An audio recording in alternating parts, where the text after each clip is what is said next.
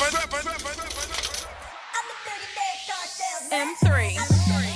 Welcome to the Millionaire Car Salesman podcast, M3. the #1 resource for automotive sales professionals, managers, and owners M3. to learn how to make money, accumulate wealth, and to all out ball out in the auto industry. And now your hosts, Sean V. Bradley and L.A. Williams. 1, 2, 3, 4, M3.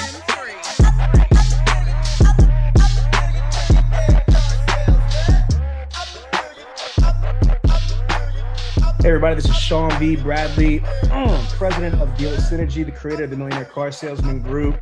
And I got my sidekick here, Mr. L.A. Williams. Say what's up, L.A.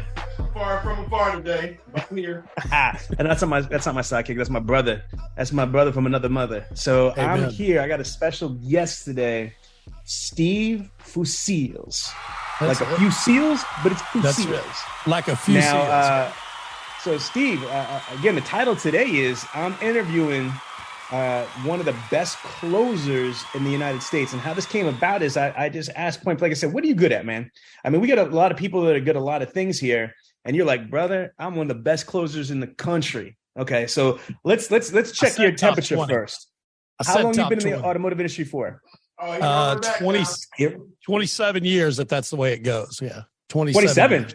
Yeah, I started in the car business in 1994, man. Damn. Yeah, I'll tell you the story. Go ahead. Yeah, go ahead. Yeah, so I was what they call a not perfect student. And I was just bored at school, man. And so, those things lead to blue collar jobs. And my mother got me a great job, a great opportunity at this roofing company. Did these big commercial flat tops. Like, they might do the mall or like a big giant factory or something like that. And I did roofing for about 8 or 10 months and hated every second of it, just constantly talking to myself, trying to play a game. Like the repetitious nature of it, and the folks I was dealing with just weren't intellectually stimulating. Great men, but not intellectually stimulating. And one day we were doing this giant project out at a big plant they were building. And you all piled into one car, one truck, one big old dually, and then drove into the job site because you're only allowed to have, 80 trucks on site or something like that. So everybody rode together. OSHA was out there looking and checking safety goggles, steel-toed boots, this kind of thing. And we were short a pair of glasses and safety glasses. And they said, well, somebody's got to go back and get them or you can't come in. I said, look, I don't really want to be on that roof right now anyways. I'm all in. Let me go walk to my car, which is about a mile away because you had to park away from the job site. So I walked over there, turned my car on, which was this amazing 1976 Toyota Corolla with vinyl floors and the paint peeling off of it. And I turned on my radio, and I've told the story a bunch. I turned on my radio, and the guy on the radio said, hey, welcome to Austin, Texas. It's going to be 109 today, and I went, okay, that's it. This is over. I turned my car on, and I drove off and went home, and I said, man, I'm going to be a used car salesman. And that's how I got in the car business in 1994. I applied at probably, I don't know, man, 25 jobs, 25 places. And everybody told me, oh, man, you're just too young. You don't have any season on you. You ain't going to cut this. One guy offered me to work in the make ready department. I told him one day he'd wash my car, and he ended up doing that about 15 years later, but that's another story. So anyways, I got in the car business at Monday Chevrolet in 1990, or I'm sorry, not Monday Chevrolet, but Bill Monday, Pontiac, Jeep Eagle, GMC, Hyundai, and used cars in 1994. I was hired by a guy named Brett Burt, who on the day I reported to work was fired for having a DWI and being arrested the night before. So I walked around the car business showroom floor for my first day, just kind of begging somebody to rehire me because nobody knew whether I was actually hired or not. And that's how I got in the car business. Damn. And so tell us about your career in the dealership world. So sales, what positions have you held? So I've been salesman, top salesman. Throw that in there, right? I did top salesman. Okay, what's the most amount of units and gross you've done in a month? 42, and I don't know if I have a unit gross total. I don't know if I've ever tracked it personally. 42 is the most units I ever did. Okay, damn. Yeah, it was a lot. And I've done 40 multiple times, but I averaged probably 26, 27 through, the brunt of my career. Obviously, I spent many years trying to figure this out and starving and going broke and trying to struggle through the sale and all those things, trying to suffer through the sale and the struggle. But it clicked at one point. I got out of the car business and into the health club business when I met my wife, and we had a baby, and I was like, I'm gonna try to find something with some regular hours, and got in the health club business, and they'd basically just give you a telephone book and stick you in an office the size of this table and say, okay, call every single one of these people until you got 7 appointments, right? And then you got to convert 2 of those appointments into deals.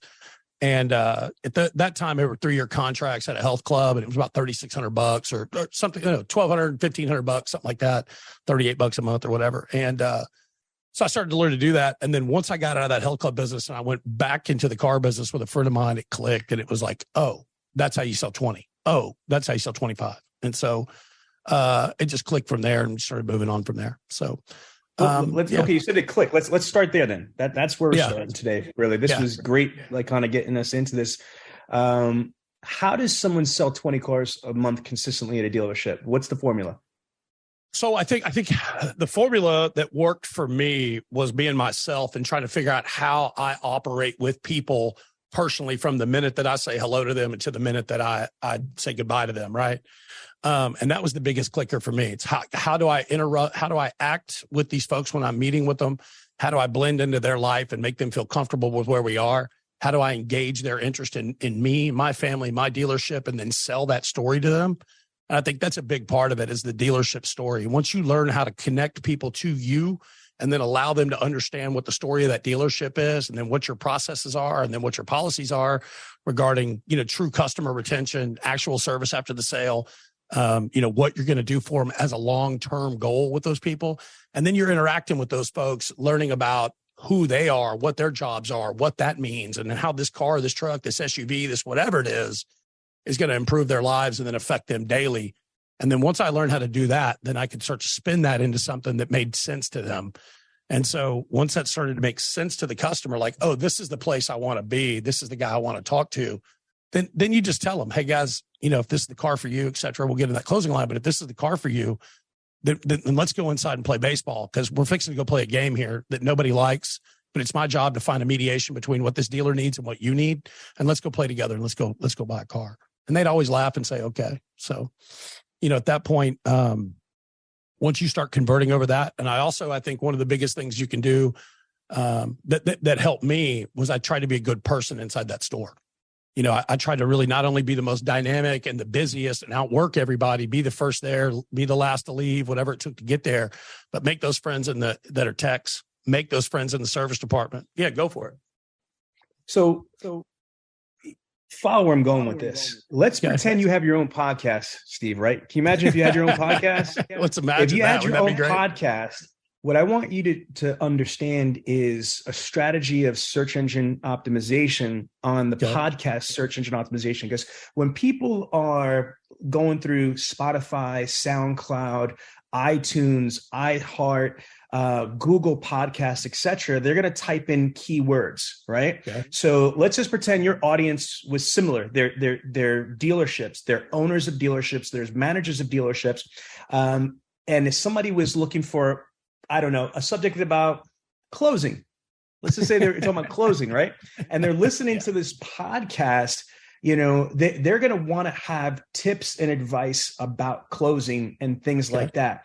So here's the challenge, because I've interviewed thousands of people at this point, not only for this podcast, but I'm not sure if you're aware, but I had for a year a nationally syndicated radio show that went out to about 1.2 million Americans called Against All Odds Radio Show. And so I learned a lot from interviewing people in and outside the automotive industry. And what I found from my audience is that if somebody's looking for a particular thing, it's almost like a TEDx like speech. It's like the reason why it's only 20 minutes, because if you only have 20 minutes, you have to get to the fucking point. You can't turn around and use a bunch of filler words and statements and things like that. So I want to now get into this. Let's just pretend that somebody's listening to this podcast because they believe that you're one of the top closers out there. So define closing. Let's start there. What does it mean to be able to close deals, and what makes somebody a great closer? Closing a car deal is making sure that you've managed any and all objections that could be coming your way effectively in a manner that pushes people towards a yes, right? That's closing a deal. All right. So would you say, true or false, that it's easier to handle an objection before it's an objection when it's an expectation? 1,000,000%. Right. I mean, handle it up front. I would agree. Your kung fu's good. I mean, folks, what I'm saying by that is that a lot of times people have to handle an objection when it's a stall point, when there's a problem, when they're objecting, when there's an obstruction in front of them. It's, don't get me wrong. If you're a trained professional, you can handle objections, but it is a lot easier to handle expectations than it is objections. So, and one of the best ways that I've found to do this, and you already alluded to it earlier in a couple of minutes ago, is when you're qualifying a prospect. When you are qualified and you're asking the right questions, the whole purpose of qualifying is to understand, to find out what their wants, wishes, expectations are. Can you elaborate on that? Yeah, I mean, listen, handling an objection, like you're saying, alluding to handling that up front, that's finding that information out early, right? Not just the information, but managing it early. So when you're dealing, let's talk about a car. Let's play a Suburban LS versus LT game, right? If you're in the Chevy game, you got a guy that wants a leather, wants a roof, wants a premium pack, wants the tech pack, whatever the case may be. As you're showing that car, it's super effective to just manage those price packages as you're going down that Monroney sticker and saying, hey, look, here's the great thing about this car is that the base is, I don't know, whatever, $60,000. And that's $60,000. We already know because you're driving a $57,000 car is $698 a month, right? How much was your other car when you bought it? Oh, it was $55,000 plus taxes. I was a little upside down, blah, blah, blah. Okay, now I know there used to be an upside down. I know what negative equity is. I know they had to do math. We're over here building a base. And so as we start building down that options, you go, hey, look, great thing is this LS comes like this, but the options you're asking for, these LTs, these LTZs, the four-wheel drive, $2,500, $4,500, $6,200, whatever. We got a $10,000 add-on from where we were last time. So it's probably easy to expect, Mr. Customer, that we're looking at another $275 a month on top of where we were last time, just base to base. And anyways, let's just move on and go take a look at the car, right? So it's just a quick touch. It's just a quick tap of information to just plant that into that head. And so when that objection comes up later, hey man, I can't afford $975 a month, or I can't do $1,300 a month. And you go, well, folks, when we were out there talking 45 minutes ago and we went out the Monroney sticker, we agreed that $60,000 is $775 a month. That's what you're at now. We're moving up $20,000. So the options you're looking to pay for are an additional $285 a month, $585 a month, whatever the case may be. And so then you've got something to base on. So when you're asking these questions, these touch questions like you're doing, to me, they're like chin checks. You're just chin checking and making sure that we're on the right thing, because if they hesitate or like gasp or something like that, then that you're on the wrong vehicle. And it's funny. Well, you found your objection early, right, Sean? Like you found that you're on the wrong car early, right? And so now that's how you shift. Yeah, exactly. Again, and it's funny you say that. I was going to say this because I was going to add some credence to what you're saying here. NADA says the number one reason why people don't buy cars is because they're landed on the wrong car. I'm going to repeat that. Not because it's too expensive, not because the salesperson messed up. It's not because of reputation. It's not because of this. It's because they're landed on the wrong car, which usually means they didn't do a good job in qualifying that prospect. And what's even worse is the manager didn't either get TO'd, or the TO manager also didn't do their job. All right. So now explain this to me, what a trial close is. What is a trial close? Okay. So, a trial close is just an attempt at getting a yes on something that you want, right? And oftentimes you're looking for a no or a yes. It depends on what you're trying to do. So, trial close at the end of the game is, if I could get the money right, would you buy my car today, Sean? Right? If I couldn't find the blue, would you accept a red? What color wouldn't you take? Right? So these are they're simple yes or no close-ended questions that you're trying to guide people down into the pathway of what you want, right? Can I push back respectfully? I don't disagree completely, but I want to get, for our listeners, it's not just those type of yes questions. A trial close might also be something like this. Hey, Steve, just so I know, where's the first place you're going to take this car when you drive it home? Again, getting somebody to have mental ownership on the vehicle, getting somebody to try to visualize, hey, what do you think this car is going to look like in your garage? These might be cheesy, but I want to get people. No, they're great. Who's the first person you're going to show the car to? Right. Yeah, so let's go through. So let's give people some value. Let's go through. I want to hear 10 different trial closes from you. What fun. It's like a double five-liner, right? This is a credit app, baby. Here's my credit app. Okay, folks, listen, let me ask you a question. What's the first place you want to take this car? Who's the first person you want to show it to? How much would your mom love this car if she looked at it? What's your wife going to love about it when you take it home and surprise her? right? No, keep going. You got to understand. There's people that are listening to this shit. There's people right now that are trying to rewind what you just said. That's my point. This is what you your want buddy's going to be jealous when you pull up at the golf course in it. You know what I mean? Yes. Are you going to be able to, right? Is this thing so affordable? You're going to be able to buy 2 packs of gloves, you know, et cetera, et cetera. You know what I mean? So that's what I get. No, 8 there. I counted 8. You owe me 2 more. I owe you 2 more. Okay. What's going to be your favorite thing about owning this? What's the one thing that you're going to love about driving this car? Right. So guys, ladies and gentlemen, as you hear this, you're obviously listening to Steve, who's a trained professional, who's got almost 30 years doing this. And so you see how naturally on the spot, we didn't rehearse this. He was just able to just bow, bow, bow, bow, bow. If you can't do that, if you don't have an arsenal of trial close questions in your mind, then you need to understand maybe this is why you're not selling a lot of cars, because chance favors a prepared mind. The more preparation that you have, the more ammunition you have, the more diversity in the bait that you have, the more successful you're going to be. So I 1000% think that it is imperative that you have a library of these trial closes in there. Now, here's something that gives people a lot of angst and a lot of anxiety is the test drive. Now, my perspective as a national trainer is that the number one purpose of a test drive is to build value. Okay, price is only relevant with the absence of value. So a lot of times people say, I don't want to go give the test drive, or they turn around and they give somebody the plate and let them go on the test drive by themselves. Now, don't bullshit me and invoke COVID protocol and stuff like that. I mean, like, we're out of the pandemic right now. Okay. So what I want to know from you is, how important is the test drive in the overall road to the sale and in building value? Well, it's the taste test, right? Mm-hmm. I mean, it's as important as being in a restaurant, putting that first bite in your mouth, right? I mean, you can smell the sizzle. Like, right, when I grew up in the car business, everybody said, sell the sizzle, sell the sizzle. What you're trying to build is that value of the guy, the waiter walking by you to the table next door to you with those fajitas and those onions burning and smelling. You're like, ooh, I think that's something that I want. Maybe I'll order that, right? You're selling the sizzle.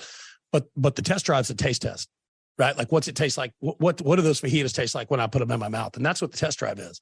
Right. So it's probably the most important thing I mean, maybe not the most important, but it's a top 2 or 3 of that whole process, because if you can't build value in it and make them understand what the sound dampening does when you're moving into a higher line car, or what the bigger wheels and tires are going to do for them over the railroad tracks when you're pulling a trailer, or what that suspension does, or what that sport mode does, or what do the buttons do in the nav, all these things like that. If you can't, get them lost and show them back a direction, then you're not really doing anything. So, I mean, it's hyper important. I'm a believer, and I've always been a bit of a believer.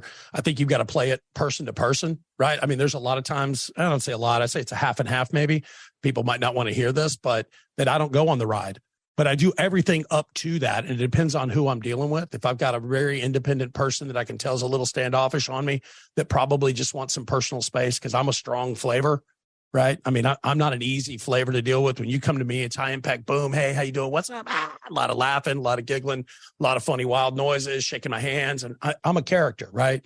And so part of that's who I am and my DNA. And part of it's just building that hype and that excitement around that car dealer, whether they're into it or not. But then you got to know when to back up off that and then let them go on their piece and then find their chi. And then you come back and you ask those follow-up questions. You ask those trial closes. Maybe you get back in the car and you say, hey, is there anything in here you didn't understand? If you're going alone. If you're going with them, I think it's super important to make sure you know the route that you're going on. Make sure that it's got a diverse opportunity. When I worked at Mazda, one of the greatest things I ever saw a manufacturer do was they went and they built a course around each dealership to find the most treacherous, best like lefts and right turns over railroad tracks. And that was their design route that Mazda, the manufacturer, brought to us and said, hey, this is our preferred route. We feel like this would maximize the owner's experience. We're giving them a rough road, a smooth road, the highway, the whatever. And then do you think that a salesperson should go on a test drive? Say that again. You think a salesperson should take the customer on the test drive? I do. I really do. Yeah, absolutely. I would definitely implore all sales professionals to make sure they go on the test drive. I can't tell you how many times I've like had people, that they're clients of ours that don't listen, and they'll just hand somebody the plate, and they come back and the person says, okay, thank you, I'm done, and leaves. You have no idea who they're talking to on that test drive. They could be talking to your competitor, whether it's the same make or it's a different make, or they're talking to their family, they're going to discuss. I want to be right there. I want to know what they're seeing. I want to know what they're feeling. What happens if they don't know what to press and they get frustrated, or they hit something wrong or whatever? I mean, like there's too many variables that you don't have control over if you're not in that passenger seat, or if you're not in that driver's seat with that prospect. And I would not want to risk losing a deal because I just chose to be lazy. That's just my personal opinion. No, I get it. I agree. And I think that what you're saying makes a valid point. And I think that, well, I mean, listen, I agree with that as a whole. Again, like I said, there are times for me that I feel like with my personality, it's better to back up off a guy and give him some space. But that's a real personal play call. That's probably way less of a percentage than on a high percentage. But I agree with you 1,000%. Yeah. Well, here's the other thing. Let's just play devil's advocate here. Some of the top people in the world do zero test drives. Ali Reda doesn't test drive. Cody Carter doesn't do test drive. These people sell over 100, 150 cars a month on the showroom floor. They're not normal. Nope. These are like extra super beast, baby. Yeah, super beast. So I'm not saying it's the only way to sell cars, but for somebody that's new to the industry, or somebody that's average, you know what I mean? You should not skip. Now, if there's different levels, your game's got to change at the different levels, you know what I mean, to this. So if you're selling 40, 50 cars, man, who the hell am I to turn around and tell you to change something different? But if you're sitting here fucking selling 8 cars a month and you're wondering why, maybe start going on some test drives is all I'm trying to say. No, I agree with that 1,000%. I think that there are levels to this stuff, right? There's levels to everything, right? JUCO college versus college, D1 versus D2, all these things. A guy that's doing 20, 15, 8, 6, 4, or 40 or 100, like your boy Cody, boy, he's powerful, right? That idea he's created. God, how inspiring is that? So thanks for bringing that to us. That was great. Yeah, that was a great interview. That guy's a monster. So to go back on this, go for it. Yeah, I'm you have my trajectory here for this closing. Focus, baby. So the trial close, I hope that makes sense to you. What you want to be able to do is use the trial close strategy to either, like Steve was saying, to start building that yes pattern, to get them ready to say yes for the ultimate question of, are you ready to take this car home today? But it's also trying to get them to start creating a mental ownership of the vehicle, start planting that seed in their minds so they could see them possessing, owning, driving that vehicle into their home, parking it in their driveway. Who are they going to take on their first drive? What's the first place they're going to go on vacation with the family? Blah, blah, blah.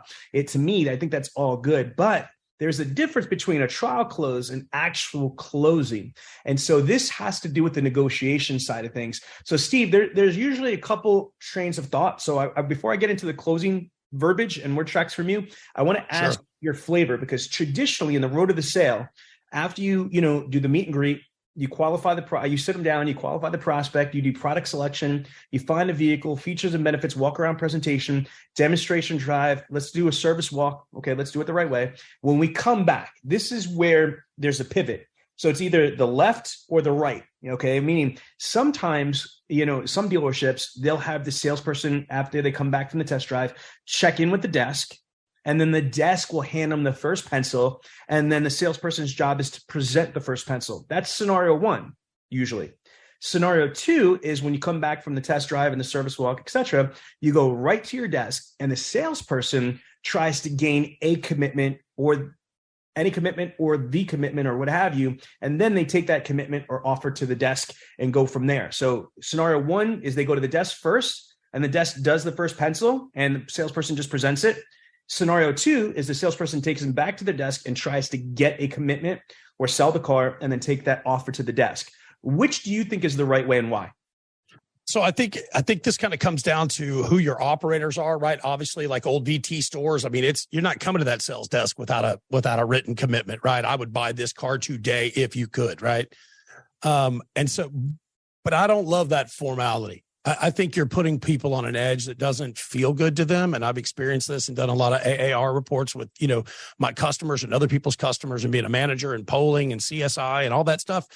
And look, this is the second biggest transaction people are ever going to do in their lives for the most part, right? It's home, cars, right? And they're getting more expensive. So it's becoming more of a thing. But I think that you need to ease into that. And I think it's a simple, listen, the way I've always done it was really simple. I play a lot of humor in my game. I did some stand-up comedy for 4 or 5 years. Part of what I do is a natural, easy, ice-breaking kind of idea. And I've done that throughout the whole process. I always make a joke. I always laugh at my jokes. But part of what I do is whenever I'm moving into that trial close and I say, hey, look, man, do you love this car? Sean, do you love the Suburban? Yeah, I love it. Great. Listen, if I could get the money right, would you buy my car today? And they go, yeah. And I go, baby, let's go play baseball. Right. And I get a laugh and I get a smile and I get a smirk. And I go, come on, man, this is going to be 3 innings of fun.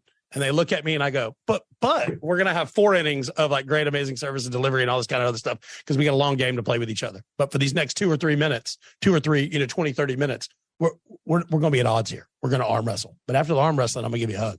And they always laugh and they always smile. And that's the thing that's always made it easier for me to transition those people into yeses. Okay. So now, are you currently a manager right now? I'm not, man. I'm on the floor, which is what I love. Okay. No, where I want to be. No, listen, I'm not minimizing shit. I'm no, not in any way. Well, why do you want to take a pay cut? That's usually what happens. They put the high performer and put them in management and get a pay cut. No, my first management job cost me $10,000 a month. Yeah, exactly. That's my point. So here's my thing, man. You have obviously a personality, you know what I mean? Like you have your own show, your own podcast, all this other shit, you know what I mean? Right. So you didn't get to that by accident. I mean, like you look at you, brother, like your whole fucking, you got the transcendent purple shit going on back there. You got a whole vibe, baby. Yeah. So you got the vibe going on. We got a whole studio in here, baby. We got a whole studio. This is dope. So, but my challenge is this though, is you belong right there, buddy. I love it. But the challenge is this, though, is that not everybody's got that personality and not everybody, I'm sorry, it's not as easy as that. So for example, like some people are just not funny. They're just really not. And I get it. And now I want to push back on you. I want to push back right up front. You pushed back on me early. Let me give you a little shove. Here's the thing. And this is what I've always trained and taught people that work for me and around me, right? You're not me. Right. And I'm not Sean B. Bradley. You got your own flavor, baby. And it's strong too. Right. So you've got your own style and not everybody can do what you can do, but they can do what they can do differently. And here's the thing. There's 31 flavors at Baskin Robbins for a reason. Some people love pistachio. Some people love mocha. Some people love peppermint. Right. You got to find your own flavor, but you got to live that. And if you think this car business game isn't about acting, and I don't mean acting and faking, I mean turning up, like what was his name? Turn down for what, right? Like turn down for what? Be yourself, but be your ultimate self. If you're shy, it's okay to be shy, but point that out to the customer. Hey, look, I'm not the flamboyant car salesman like this guy is. You can point over at me laughing, looking like an idiot, jumping up and down the back of a car, trying to make somebody laugh, whatever my game is. But you can point out who you are, but you can say, hey, but what I am is I'm a knowledge-based salesperson. If you're interested in information, man, ask me anything. I'm going to tell you 55 things that nobody else knows in the car business about this car because I've done 5 hours of research. I'm an introvert, but I'm going to give you great information. I'm going to be honest with you, and I'm going to take this to the next level for you and provide you a service that nobody else can. I'm going to get you the right thing up front, honestly, and take you to the next level, which is a car deal. So you can be who you are, but you got to be the best of who you are and present that in a way to that customer so they understand the journey you're taking them on. It ain't about being funny. It isn't about being a strong flavor. It's about being the best flavor of what you are, right? Everybody loves vanilla, baby, but vanilla is its own flavor, right? I like Pralines and cream personally, just for the record. I love me a little bit of nuts in your life, right? We're all a little bit of nuts, yeah. After these messages, we'll be right back. Dealer Synergy is an award-winning training, consulting, CRM, recruiting, and accountability firm. We are a 13-time Dealer Choice Award winner. We have proudly served automotive dealers for 20 years and have trained over 150,000 automotive sales professionals. We've worked with over 3,700 rooftops across the country, not including our global clients in Canada, Russia, the Dominican Republic, and more. We are the most sought-after subject matter experts and pioneers of the automotive industry. Our executive team has a combined 75-plus years of automotive industry expertise at the highest level. We've literally taken dealerships from having challenges and problems, some even on the brink of bankruptcy, to becoming national success stories. Dealer Synergy had really helped build something from the ground up. You guys have made me fall in love with what I've always loved to do. I give credit to Dealer Synergy. I just hired 8 people, and Dealer Synergy HR really was critical in me being able to do it. You provided the training, you helped us with our CRM. You provided a solution for a lot of things that I was looking for. Our people loved LA, what Karen has done for me personally. Franca, her communication back and forth. You've got a really solid group of people. Having somebody like Sean and his company that knows automotive, so the marriage between what knowledge he possesses and the fact that he has this great video production staff, it gives you the best of both world. So I would certainly recommend them. Sean comes in the dealership and he advanced us light years ahead of our competition. Just an absolute leading edge training company. Go to BradleyOnDemand.com and give your team access to the best automotive training in the world. So I think that's the key, man. I love what you're saying, and I don't disagree with that. I just wanted people that are listening, our audience that's listening, to be like, man, I can't tell a fucking joke to save my life. You know what 100%. I mean? So but what you're saying is you don't have to. You got to find what is natural to you. I don't disagree with any of that stuff. I agree. Okay, so cool. So I also like your explanation. I would say when the scenario 1, scenario 2 thing, my experience has usually been it has to do with the floor, which you said the same thing, just in a different way. Because if you've got somebody that's brand new or underperforming or inexperienced, if I'm the desk, I don't give a shit what a CSI says. I don't want you going in and destroying that prospect. So I'm going to have you check in with the desk, the tower, let me know what you're working with so I could give you some field intelligence. I could give you some direction, or I might just come in myself and try to turn and close the deal if you're that new or that insecure in your position. However, if you're someone like you that sold 42 freaking cars in a month, that's experienced and confident, that has a personality, I probably wouldn't mess with that, and I wouldn't have you come check in the desk and create a bottleneck. I'd have you just turn around and do what you do, gain a commitment, then come to me later on. So I think we're saying the same thing. I think the answer is it depends. It depends. 100%. Can I jump in on something? I think, and so a guy like you, a guy like me that's got, whatever years experience, has held X amount of cars. I think that the smartest thing, and you can talk to probably any manager that I've ever worked with, is that what separates the green peas, the new guys, the greenhorns, from coming and touching that desk, for feeling like they don't have control or they don't have the answers to those questions because they work for Krusty the car dog or whatever. But the problem is that when you got a guy like me or a guy like you or an experienced veteran, we're going to come to the desk regardless. And we're going to touch that because we're insecure about something that's going on in that deal. Don't think that I've got total control over every customer and every moment and every minute of every deal. There's 100 times where I'll come touch my F&I guy, my sales manager, the owner of the store, whatever case may be, and say, hey, look, this is coming, right? I'm going to need some help early on. Can you stay alert? Because I'm going to need you. And here's what 1, 2, 3, 4 things have happened. This guy's hyper concerned about rate. I've given him my best rate pitch. I've talked to him about, all the opportunities we have, matching, beating, sale, whatever, and then go touch that desk. And I need turns all the time. Right. And so no matter how good a closer I am, I need somebody sometimes to step in there and say, hey, brother, what Steve was telling you is true. I'm the finance manager. Listen, I'm working with the banks every day. These are the cases that are happening. And so it's a team effort, man. You know what I mean? This is a village to sell cars. It takes a lot of people to put that car deal together. And you got to work with them and use every resource you have to maximize their experience, the dealer's profit, and the money for your family that's going to be coming in. And that's what you got to do. Okay, so let's go through this. You work at an independent store right now? I do, yeah. Auto Source of Texas. Shout out to Amir Kuttab for building a genius, beautiful, wonderful store to work at, man. And Eddie Ford for being the best F&I guy I know. There you go. So to make this fair, what products, what brands of products are you the most comfortable talking about? So, I mean, look, I spent 12 years at a Chevrolet store. But that was a long time ago, and I've been in the independent space for a while now. I mean, if we were going to talk about pick a damn brand for me, brother. Just pick Chevy. Brand. Chevy, perfect. Okay, so here's the scenario. I'm looking at a 2020 Chevy Tahoe. Make it really simple. Okay. All right. Sure. So let's go through this. The scenario is: my name is Sean Bradley. I'm looking at a 2020 Chevy Tahoe. I've got good credit. How would you, role play wise, so for our audience, how would you go close this deal? All right. So start with me, Sean. Listen, man, congratulations. Thanks for picking out one of the best products on the market. You've picked a truck that has been in the top 10 of all SUVs for all time. Matter of fact, I think they created the SUV. I may be wrong about that, but it would be the first time I was wrong about something all year long, which I'm sure my wife would disagree with. But listen, let's move on to the car deal, right?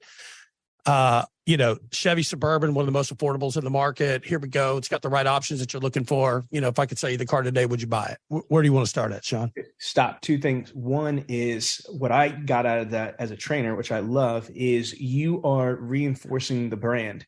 You are basically, showering praise on the prospect, saying you've got a great choice. You chose a great product. So again, it's the rules of engagement haven't changed in 29 years. Sell yourself, sell the dealership, sell the product. So you're just basically reinforcing, look, oh my God, you got great taste. You picked out one of the best vehicles, blah, blah, blah. You imported some humor in there, saying that, again, this will be the first time you're wrong all year. Your wife doesn't, you might disagree. Boom, you're humanizing yourself. I like all that. And then your power statement. Can you repeat what that power statement was? I don't know what it was. I went off the cuff, man. You remembered it. If I could. Oh, if I could get the money right on this vehicle, man, can I sell it to you today? Okay. So again, very, very, I'd say easy word track for you to remember. If I was able to get the money right for you, would you buy the vehicle today? What 100%. Would you say is your experience been when you ask that question right there? Like, would you say that 50% say yes? What would you say the percentage of people are compliant? I would say it's a high percentage of people that are compliant, right? Even if you're wrong, I would say it's 65, 70%, something like that, maybe even higher. Maybe 80% of people say yes. Okay, I'd say that, especially now with the with the inventory shortage and all that stuff, most people aren't just kicking tires and messing around. My experience now is that if you've got, especially if you got somebody in your actual showroom, they more than ever are ready to do business, especially if two things happen. If the money's right and the vehicle's available, they're usually ready to rock and roll. Would you agree or disagree?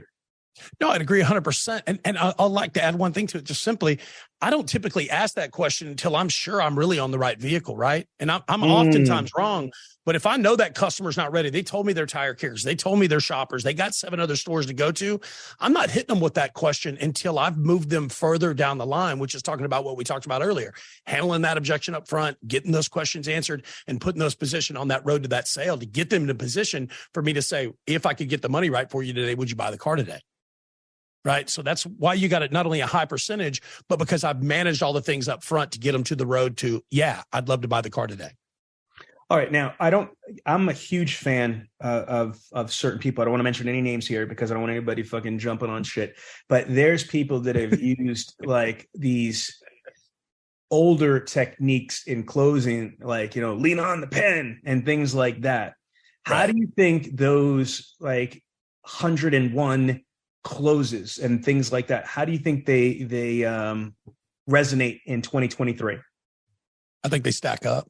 I mean, I might be old school here, but I some of these things obviously are outdated, right? I mean, some of this hard-nosed stuff, but I think we're still blocking and tackling. I think it's still X's and O's. It's just offense, defense, baseball, football. I mean, it's just these processes are simple. I mean, nothing has changed in the car business fundamentally that is different than a word track from 20 years ago with sincerity wouldn't solve, right? If I could get the car for you right today, if the money was right, would you buy the car today? No. Great. On a scale of 1 to 10, right? All these old scales. I mean, all these old closes, right? I mean, how close to are you ever buying the car? If you don't want it today, great, whatever. On a scale of 1 to 10, 0, you couldn't get out of here fast enough. 10, I couldn't talk you out of buying the car if it was on fire. Where are you? I'm at a 7. Great. What's it take to get you to a 10? And more importantly, what's holding you back and what can I help you do to solve those other 3 points, right? Now I'm back into the sale process, trying to figure out what to do. Am I on the wrong color? Am I on the wrong car? Do I not have the leather seats? Mom says it's got to have a sunroof. Whatever the case may be, I need to find those things to move them. So I don't think fundamentally anything's changed. I think the way that we handle customers and I think the way that managers handle salespeople has changed. And I think all of those things are good things, right? All of those processes are good things. All right. So let's go into it. So repeat your power phrase to me. If I could get the money for you right today, Sean, would you buy my car today? I'm not sure. We're role playing. Sure. You say, okay, sorry, you hit the role play thing. You say you're not sure. I understand that. I've not been sure about a lot of things. I mean, even though I've been married for 8 years, I'm still not always sure, right? I woke up this morning and I thought, man, am I doing the right thing here? So I don't want you to live like that kind of regret with the Suburban, Sean. But let me ask you a question. What's preventing you from being unsure? Is it something I did? Is it me, the car? Yeah, the you dealership, actually the said money? that shit to a client before. Sure, I'll say it. I Absolutely. love it. I love it. I love it because I'm very fluid with my customers, 100%. Right. But some of that shit is definitely things as a trainer I wouldn't train on, not because I disagree with what I say or what you say. I just think that you have to be really experienced and really skilled to be able to deploy that without sounding like a fool or what have you. But like if you've got the personality and you got the comfort in it and you got the proper delivery, that shit resonates. And your background in comedy definitely will help. But let's go into this again. So repeat what you don't have to repeat the whole thing, but you just said bottom line. Yeah, listen, I'm not sure about my marriage. I'm unsure about a lot of things all the time, man. I wouldn't want you to live with regret like I wake up with every morning. Ha, ha, ha, ha. I'm just kidding, Sean. I love my wife, but let me ask you a question. What don't you love about this thing? What's keeping you from being unsure? Well, it's just really expensive right now, and I don't really feel like I'm getting a great deal. And it's not because of you. It's because there's not a lot of these vehicles here, so they're really expensive. Sure. People are saying that right now is not the right time to buy a house. They're also saying it's not the right time to buy a car. Yeah, listen, I get it, man. There's a lot of valid concerns there. With you brought up an inventory concern. Let me ask you just a quick question. And this is just me, man. But let me ask you a question. Is it the right car though? Like, did I do my job? Did I find you the right thing? Because I know that's what we said. But I've sold at least 5 cars in my life, and I know for a fact that I've made one person unhappy by putting them in something they didn't want. I don't want that to be you. I don't want to have 2 out of 6. So let me ask you a question. Is the car right? I really believe it is. I think this is definitely the right car for me. I love it. It's comfortable. It's similar to what I had before. It's actually an upgrade from the previous one. I'm not sure if I'm wasting money or paying stupid tax. That's my biggest problem. Listen, we're paying stupid tax every day, man. Listen, let me tell you this. Let me ask you a question. Okay, so we said that the car's right. We said that it's comfortable. What was the thing that was most comfortable to you? What's most uncomfortable? Yeah. Sean, what's your favorite thing inside the car? Let me ask you a question. My what's favorite your favorite thing inside the car? My favorite thing is the Apple CarPlay. Like, to be honest with you, I absolutely love it. I got great news. So listen, I might have a solution for you. Let's think about this all the way through. Okay. But I want to make sure that we work it all the way through. So your favorite thing about this car is Apple CarPlay, right? Now we're looking at a car with leather seats, a sunroof, power 8-way power seats, and a massaging back, right? Let me ask you a question. If your favorite thing's the Apple CarPlay, and that car and that product comes inside the LS, not the LT, right? That's a standard feature that they built in this car. I could probably make this a heck of a lot more comfortable for you financially while getting you your favorite option in a lesser model that might save you the money to make you feel like you're not paying the stupid tax. Nobody wants you to feel stupid here, Sean. What we want you to do is drive home a happy customer, put it in your driveway, like you said, tell your wife you made a mistake and bought it without asking for her permission, right? Because that's what you said you're going to do. And the main thing is I want you to send me referrals and be my customer for life. So if I could save you a little bit of money by finding you a car that costs less but gives you your favorite thing, would you be willing to buy that car? So let's stop narrative. Here's what I'm going to say. I've been doing this a long time, Steve. I could just tell you right now, without a doubt, you know your shit, because you have a process, right? And not only can you deploy that process at will, meaning we didn't rehearse this. You had no idea what we were talking about today. Honestly, guys, I don't ever rehearse any of my stuff, my podcasts. They're just all off the top. Not only that, but you're able to explain your process. So you have a unique level of subject matter expertise. Now, here's the challenge. I ask salespeople every day, okay, do you ever road to the sale? Yeah. How many steps? I think 8, even though it's 11. Or it's 4. It's so solid. I think it's 8, yeah. Right? Then I'm like, okay, then what's the 6th step? And then if they even know it, they have to sing the alphabet, A, B, C, D, E. Oh, and then they get, 6 is this. Right. So my point being is that in your opinion, how many salespeople have you met in the last 29 years that have the same level of understanding and expertise with their own process? I mean, that's a good question. That's why I asked it. I'm pretty good at what I do. No doubt you are, man. No doubt you are. I was a trainer with eLead for a few years. I worked for Fresh Beginnings when they rolled out the eDesk solution. So I did a little bit of parallel universe with you, right? Travel into these stores, trying to go in there and talk to folks and tell them, hey, we got a new, better way to do this, or a way to do it if you don't know what you're doing. And so I've met a lot of people like you. And I would say it's probably honestly a low percentage. Without going crazy, I'd say, man, maybe 20% of the dealership knows what they're doing on that level, because the other 80% are just sort of meandering around waiting to figure it out. Now, I'm going to have to push back. I didn't say they know what they're doing. I'm saying they actually display a level of subject matter mastery. Someone that understands there's a road 10%. to sale, what those steps are, what each step does, how to execute it, and they could turn around and look at it. They could analyze it and put it back on and go there. I think it's less than that. I think it's less than, it's probably 10% or less. I piped in there when you were talking and said, if we're talking about that, it's 10%. Yeah. We're dead on together. We're in agreement. So think about this for a second here. I think that's part of the problem. There's a reason why the vast majority of our industry sells 8 cars a month. The average salesperson sells 8.6 or 8.9 units. Now, I granted some of it has to do with the inventory shortage, but before the pandemic, the average person sold 9.6. So it's been the average for 20 years, right? Longer than that, since I was selling cars, and I've been in the business 23 years. So my point is, if we've known this for even if it was the last 20 years, if we know that, hey, we need to master our process, know the inbound, outbound phone call process, know the road to the sale, have a library of objections and rebuttals and word tracks, why do you think that most, like 90% of people, just don't do this shit? Why? I'll tell you exactly what I think.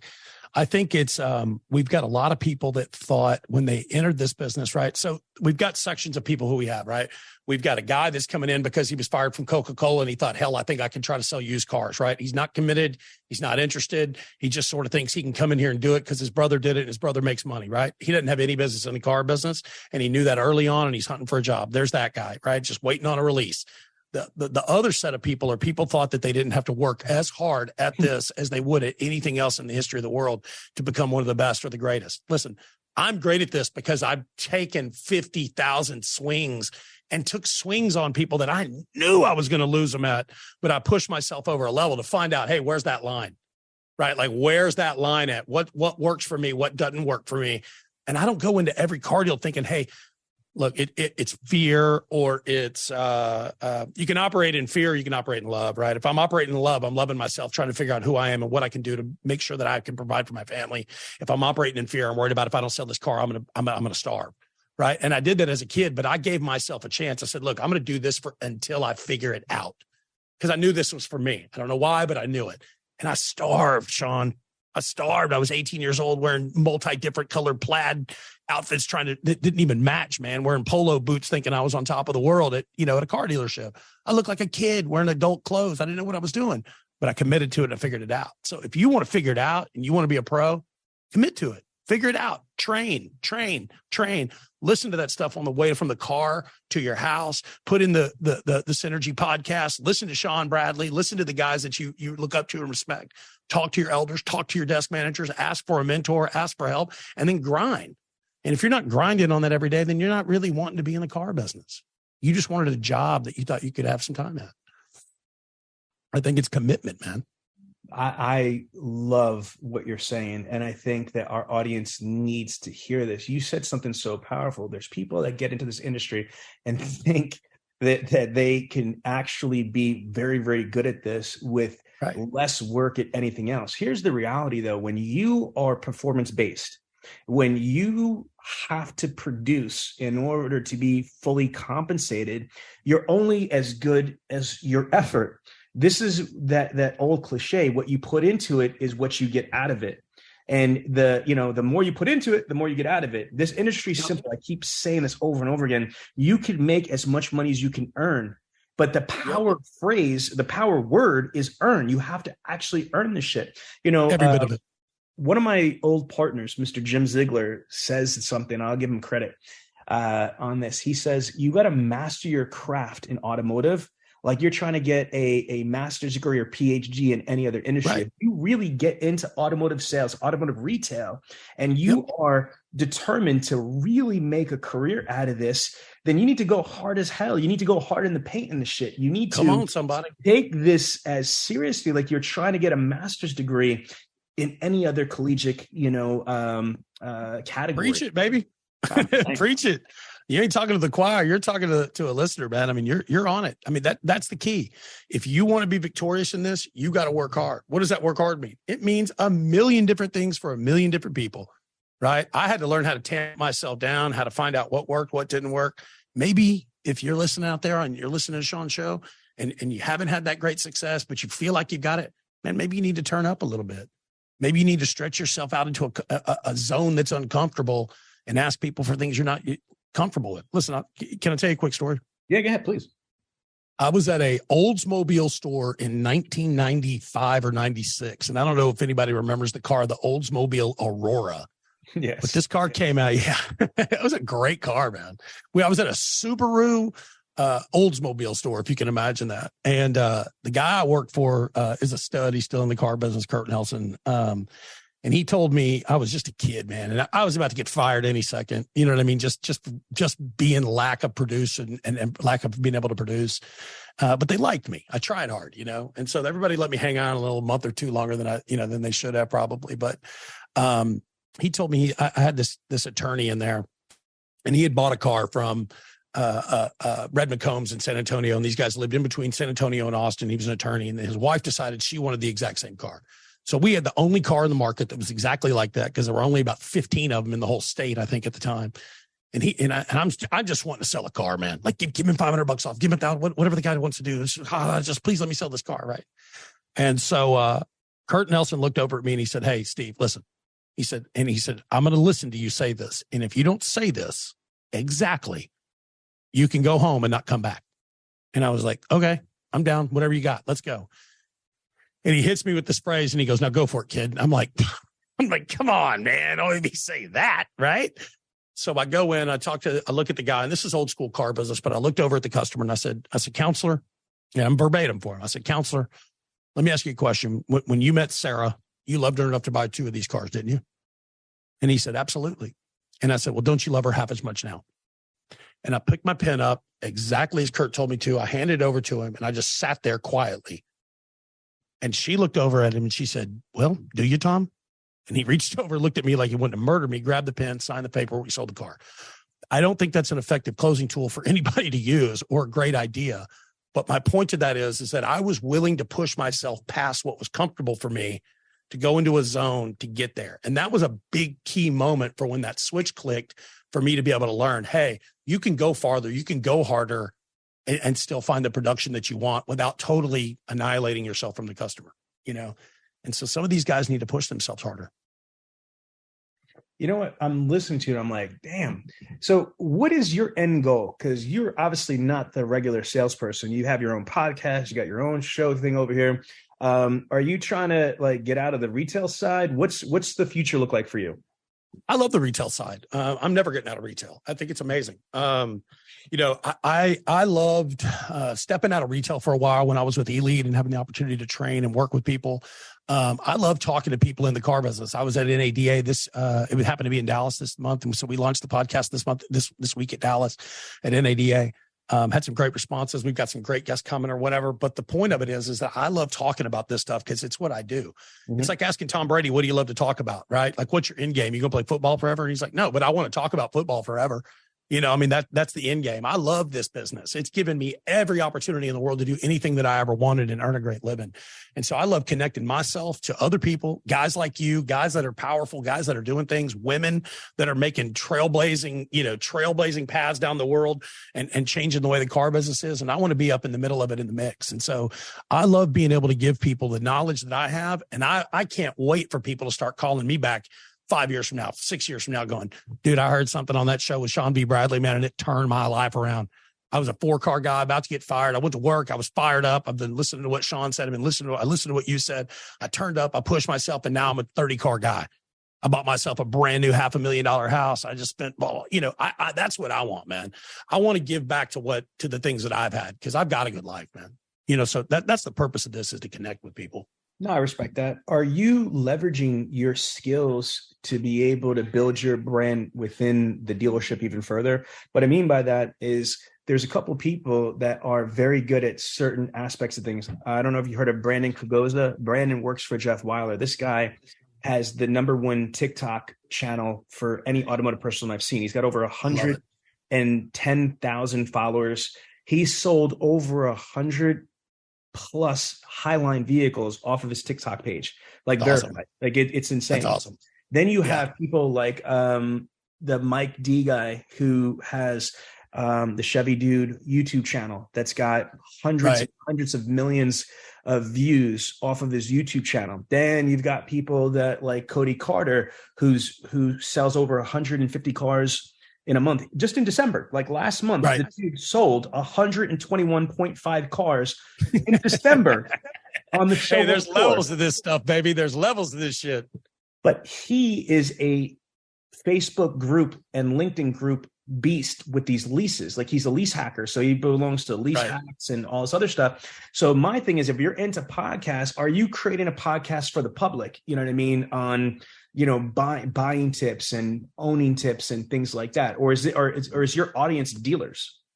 I mean, really, truthfully, the people that I like connecting with are dealers and our salespeople. I mean, those are my people, right? But they're not buying cars. I've got a partner. Huh? But they're not buying cars from you. That's true. They're not buying cars from me. That's correct.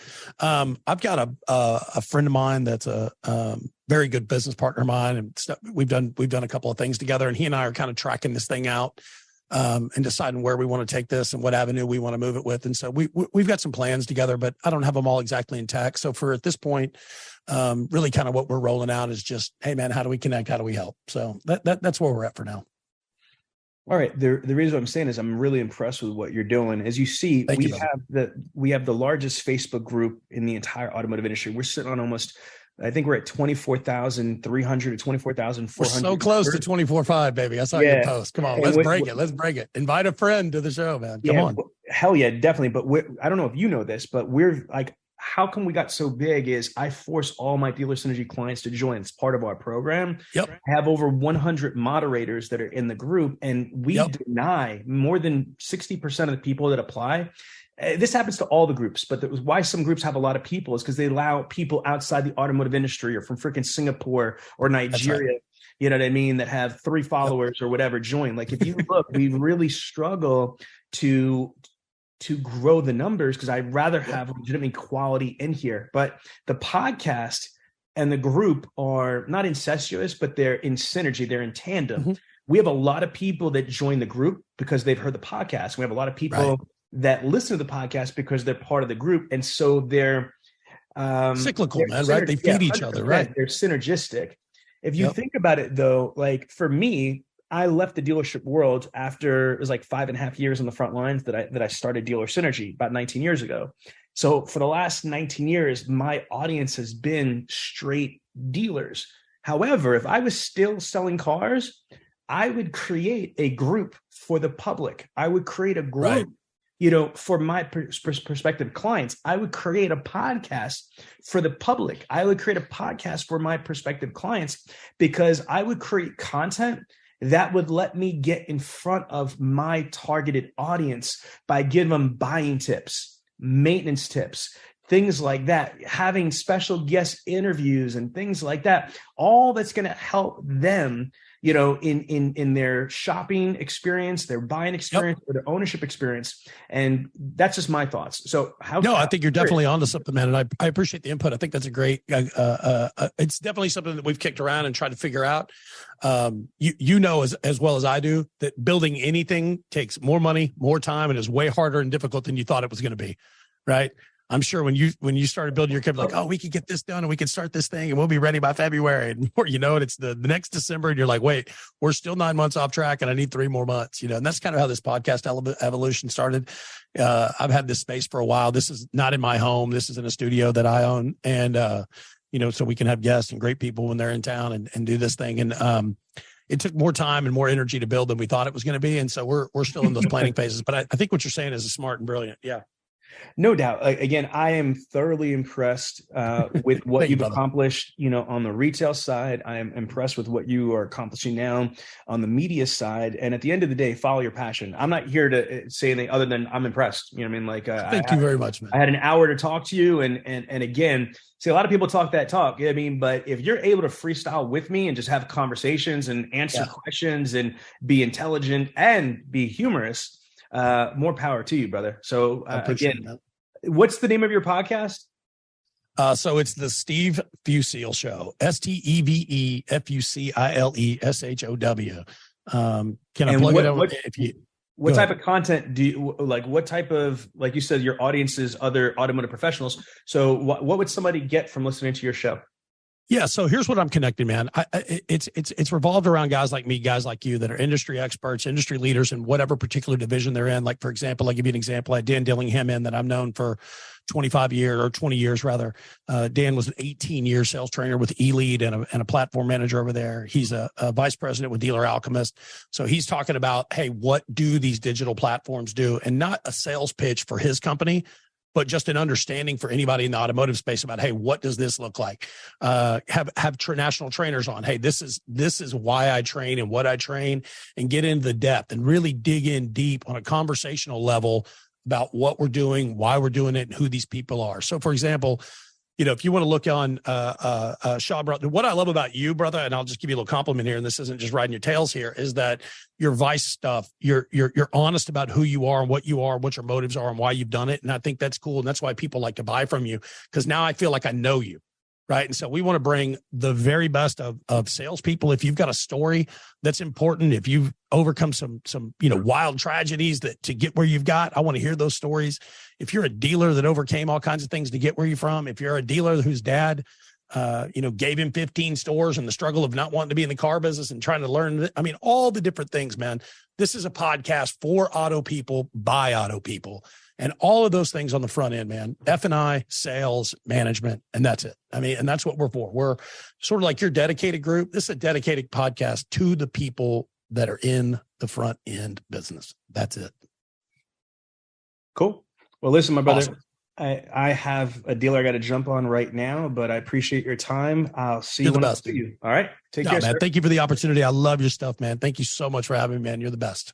Pleasure. Peace out. Thank you, sir. Bye-bye. So there you have it, the Millionaire Car Salesman podcast. This podcast comes to you every week from the city of brotherly love, Philadelphia, Pennsylvania. If you have a question about the show or would like the chance to become a guest, feel free to contact us directly at 856-546-2440 or email us at millionairecarsalesman@gmail.com. This program is a presentation of Synergy Records, produced by Tiana Mick and L.A. Williams. Production and engineering by L.A. Williams. The Millionaire Car Salesman podcast is hosted every week by L.A. Williams and the Millionaire Car Salesman himself, Sean V. Bradley. The Millionaire Car Salesman podcast can be found everywhere, so please don't forget to review, subscribe to, and share the show. Thanks for listening to the Millionaire Car Salesman podcast, and remember, where I'm from, money provides options. If you enjoyed this podcast, then make sure to give it a thumbs up, subscribe, and leave us a review. Let some other folks know about it. Oh, and don't forget to join the Millionaire Car Salesman group on Facebook. We'll see you there.